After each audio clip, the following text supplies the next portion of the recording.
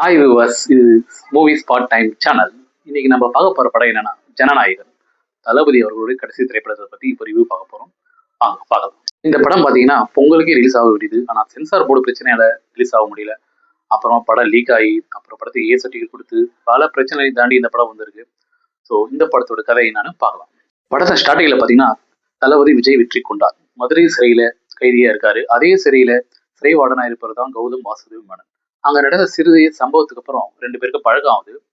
அப்போ தன்னுடைய அம்மாவை பார்க்கறதுக்காக தளபதி விஜயை கௌதம் வாசுதேவன் அவர்கள் சிறையில விதியை மீறி அவரை மலைவாழ் கிராமத்துக்கு கொண்டு போய் காமிக்கிறாரு. ஸோ அது மட்டும் இல்லாம சிறையிலிருந்து ஆகஸ்ட் 15 வெளியிடவும் அவருக்கு விடுதலையும் உத்தரவும் பெறப்படுறாரு. சிறை விதியை மீறி தளபதி விஜய் அவர்களை வெளியே கொண்டு போனதுனால கௌதம் வாசுதேவன் அவர்கள் சஸ்பெண்ட் செய்யப்படுறாங்க. ஸோ இதனால தன்னால இப்படி ஆயிடுச்சு அப்படின்றதுக்காக சிறையிலிருந்து வெளிவந்த தளபதி விஜய் சென்னையில இருக்கிற கௌதம் வாசுதேவனை சந்திக்கிறதுக்கு போறாரு. அன்னைக்கு சந்திக்கும் போது எதிர்பாராத விபத்துல கௌதம் வாசுதேவன் இருந்து விடுகிறார்.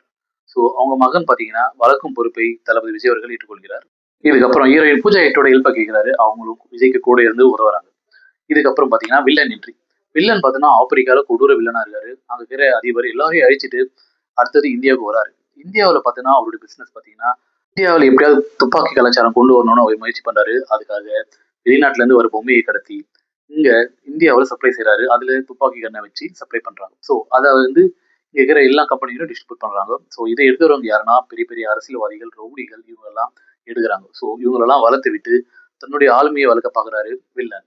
வில்லன் பாபி தேவரோட எல்லா திட்டங்களும் நிறைய அவர்கள் சதி திட்டம் எல்லாத்தையும் தெரிஞ்சுக்கிறாரு. ஸோ இதை எப்படியாவது வெளியே கொண்டு வரணும்னு அவர் முயற்சி செய்றாரு. அதுக்காக எல்லாத்தையும் ஒன்னா சேர்த்து அதுக்கு ஆதாரமா எடுத்துட்டு போய் சிஎம் கிட்ட கொடுக்க முயற்சிறாரு. அங்க வர வழியில வர மமிதா பாஜி கிட்ட அந்த திட்டத்தை கொடுத்து சிஎம் கிட்ட கொடுத்துருமா அப்படின்றாங்க. மமிதா பாஜியும் அதை சிஎம் கிட்ட ஒப்படைக்கிறாங்க. ஸோ அது சிஎம் கிட்ட சேர்ந்ததோ இல்லையோ, இன்டர்வலுக்கு அப்புறம் பாத்தீங்கன்னா பாபி தேயல் பிளாஷ்பேக்ல வராரு. அதுல மதுரை கண்ணகி நகர்ல டிஎஸ்பியா அவர் இருக்காரு. முதல்ல நேர்மையா தான் இருக்காரு. ஸோ பிரகாஷ் ராஜுக்கும் அவருக்கும் பகை ஏற்படுது. பிரகாஷ் ராஜ் ஒரு கட்டத்துல தனது வீட்டுக்கு அவரை வர வச்சு அசிங்கப்படுத்துறாரு. ஸோ இதனால நேர்மையா இருந்த பாபி தேயல் சரி நம்ம இப்படி இருந்தாலும் இப்படிதான் இருக்கும். ஸோ இவங்களுக்கு ஏன் நம்ம நேர்மையா இருக்கணும்னு சொல்லிட்டு நேர்மையா இருக்கிறதுனால எந்த பிரயோஜனம் இல்லைன்னு தெரிஞ்சுக்கிறாரு. ஸோ இதனால கொடூர வில்லனா அவர் மாற ஆரம்பிக்கிறாரு. ஸோ இதோட பெரிய திட்டம் சதி திட்டம் செய்யறாரு. இது என்னன்னா மத கலவரம் இந்தியாவில தூண்டு, துப்பாக்கி கலாச்சாரத்தை இந்தியாவில வளர வச்சு அரசியல்வாதிகளை வளர விட்டு இவர் வளருதுதான் அந்த திட்டம்.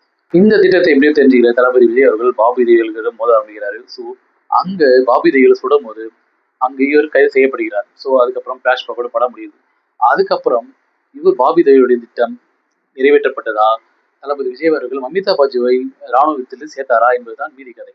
இந்த படம் பாத்தீங்கன்னா பகவத் கேசரியோட தமிழ் ரீமேக் தான். முதல்ல இல்லைன்னு சொன்னாலும் பட் வில்லன் கேப்சரோட மட்டும் மாத்திருக்காங்க. ஸோ மற்றபடி எல்லாமே அந்த படத்துல இருக்கிற மட்டும் வச்சிருக்காங்க. ஸோ இந்த படத்துடைய முழு பலமும் தளபதி விஜய் தான். முழு பலமையா தன்னுடைய தோல்ல சுமந்து சிரித்து போறாரு. தளபதி இடத்துல படத்துக்கு மிக துணையா இருப்பவர் அனிருத். அனிருத்தோட பேக்ரவுண்ட் மியூசிக் மிக பலமா இருக்குது. அவரோட பாடல்கள் சொல்லவே தேவையில்ல, ரசிகர்களுக்கு மிக ஆனந்தமா இருக்கும். படம் 3 மணி நேரம் போது அங்கங்க சில தடங்கள் இருந்தாலும் அதை தளபதி விஜய் தன் மாஸ் ஆக்டிங்ல கொடுத்துன்னு போயிடாரு. வினோத் டைரக்ட் பண்ணிக்கிற இந்த படம் ஒரு ரீமேக் படம் இல்லாம தமிழ் படத்துக்கு சில மாற்றம் செஞ்சிருக்காங்க. இருந்தாலும் அப்பப்போ தெலுங்கு படோட எஃபெக்ட் இதுல தெரியுது.